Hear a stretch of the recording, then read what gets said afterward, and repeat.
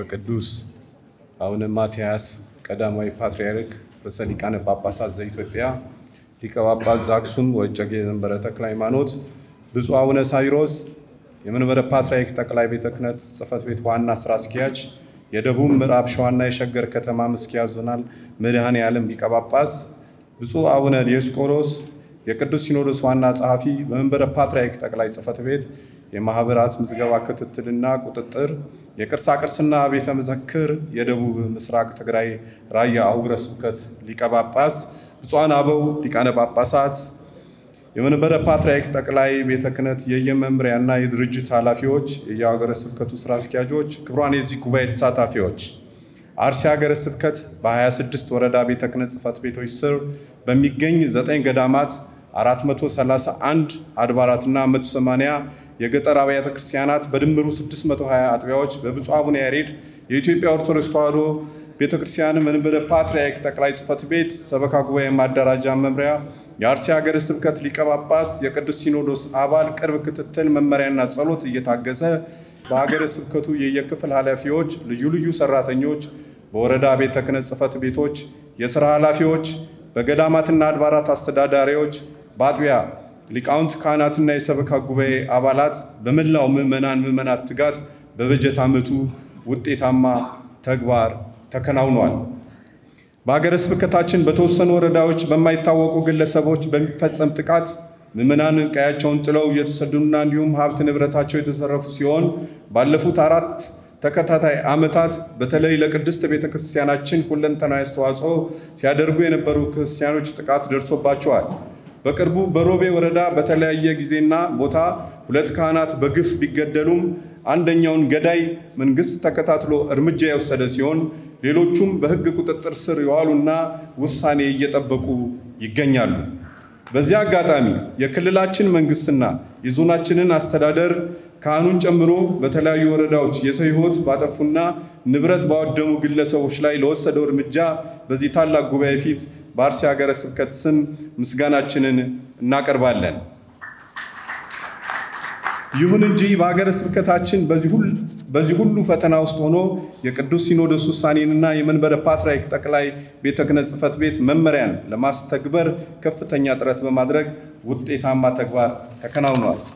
ሰበካ ጉባኤ፣ መልካም አስተዳደር፣ ስብከተ ወንጌል፣ ሰንበት ትምህርት ቤት፣ ገዳማት፣ መንፈሳዊ አብነትና ዘመናዊ ትምህርት ቤቶች ቅርሳ ቅርስን በተመለከተ እንዲሁም በበጀት ዓመቱ በሀገረ ስብከታችን የተከናወኑ መንፈሳዊ ማህበራዊ በርካታ ተግባራት ዝርዝር ቀደም ብለን ለሰበካ ጉባኤ ማደራጃ መምሪያ የላክን ሲሆን ለዚህ ጉባኤ ግን አጠር በማድረግ ጥቂቱን አቀርባለሁ። ብፁዕ አቡነ ያሬድ የኢትዮጵያ ኦርቶዶክስ ተዋሕዶ ቤተክርስቲያን መንበረ ፓትርያርክ ጠቅላይ ጽሕፈት ቤት የሰበካ ጉባኤ ማደራጃ መምሪያና የአርሲ ሀገረ ስብከት ሊቀ ጳጳስ በ2017 ዓ.ም በበጀት ዓመት በርካታ መንፈሳዊ ማህበራዊ ተግባራት አከናውነዋል። እንደሚታወቀው ብፁዕነታቸው የሰሯቸው ስራዎች ያስመዘገቧቸው ውጤቶች በሚዲያ እንዲተላለፍ የሁላችን ፍላጎት ቢሆንም ነገር ግን ሁላችሁም እንደምታውቁት ስራዎቻቸውን በተግባር ብቻ እንዲገለጽ የሚፈልጉ ብዙ ከመናገር ብዙ መስራት የሚወዱ ነገሮችን በሰከነ በተረጋጋ ሁኔታ መረዳት የሚፈልጉ ተናግረው የማይጠገቡ በዝምታ ውስጥ ብቻ ሆነው ስራ መስራት የሚፈልጉ አባት መሆናቸው ለሁሉም ግልጽ ነው። በእርግጥ አገላለጽ ሊመጥናቸው እንደማይችል የመንፈስ ቅዱስ ልጆቻቸው የሆኑ የአርሲ ሀገረ ስብከት ሊቃውንት፣ ካህናት፣ ምዕመናን ስራዎቻቸው ሕያው ምስክሮች ናቸው። የአርሲ ሀገረ ስብከት መልክዓ ምድር አቀማመጥና የአየር ጠባይ ለነዋሪዎቿ ምቹ በመሆኑ የብዙ ብሔር ብሔረሰቦች ህዝቦች የብዙሃን ቋንቋ ባለቤት ናት። በተለይም የተከበረው የኦሮሞ ብሔረሰብና የክልሉን ቋንቋ ማለትም የአፋን ኦሮሞ የሚናገሩ በርካታ ምዕመናን በመኖራቸው ይህንን ታሳቢ በማድረግ በብፁዕነታቸው መመሪያ ሰጭነት የቅርብ ክትትል በዚህ አጭር ጽሑፍ በሀገረ ስብከታችን የሰሩት ተግባራት ዘርዝረን ማቅረብ ባንችልም ከብዙ በጥቂቱ እንደሚከተለው አቀርባለሁ። 1. የመሰረቷቸው ታላላቅ ገዳማት በመንፈሳዊ አገልግሎት እንዲተጉ በገቢ ራሳቸውን እንዲችሉ በስርዓተ አበው እንዲመሩ አድርገዋል። በሁሉም ገዳሞቻችን ከሀገረ ስብከቱ ጽሕፈት ቤት ለመምህራንና ደቀ መዛሙርቶቻቸው በጀት በመመደብ መንፈሳዊ አብነት ትምህርት ቤት እንዲጠናከር በማድረግ የአካባቢው ተወላጆች የሆኑ ልጆች ገብተው እንዲማሩ አድርገዋል። 2. በሀገረ ስብከቱ በሚገኝ የወረዳ ቤተ ክህነት አቅራቢነት በቂ መተዳደሪያ መሬት ኖሯቸው በወረዳ አስተዳደርና በሚመለከታቸው የመንግስት ባለስልጣናት ጸድቆና እውቅና ተሰጥቷቸው የይዞታ ባለቤት የሆኑ በ2017 ዓ.ም ብቻ ከ21 በላይ አዳዲስ አብያተ ክርስቲያናት የመሰረት ድንጋይ ተቀምጦላቸዋል። 3 ብፁዕነታቸው መንበረ ጵጵስና G+4 በተጠና መልኩ ለማሰራት ባቀዱት መሰረት መንፈሳዊ ባዛር በማዘጋጀት ከ30 ሚሊዮን ብር በላይ ገቢ ማግኘት ተችሏል። የቋንቋ አገልግሎት በተመለከተ ብፁዕነታቸው ትኩረት ሰጥተውበት ከሰሯቸው በርካታ ስራዎች መካከል የሚከተሉት ጥቂቶቹ ናቸው። የቋንቋ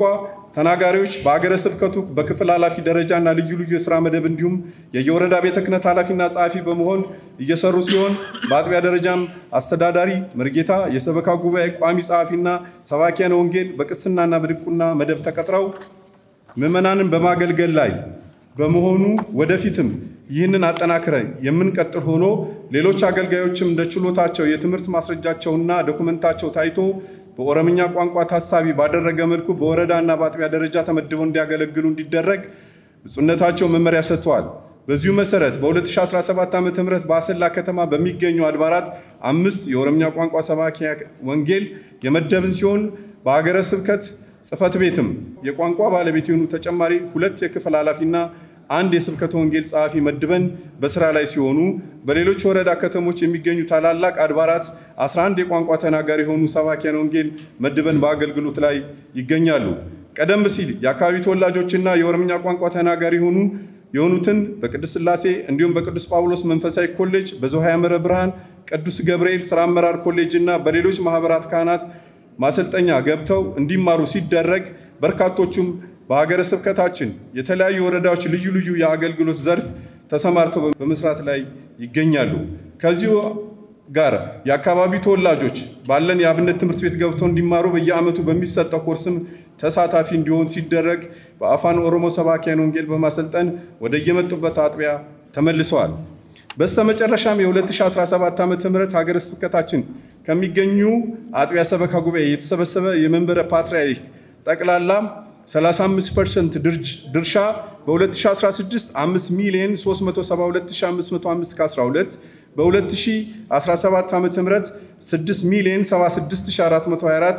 ከ70 በብልጫ 703,919 የያዘውን የመንበረ ፓትርያርክ ጠቅላይ ጽሕፈት ቤት ሞዴል 64 የተቆረጠበትን ብፁዕ አባታችን ለብፁዕ ጠቅላይ ሥራ አስኪያጅ እንዲሰጡልኝ በታላቅ ትሕትና ጠይቃለሁ።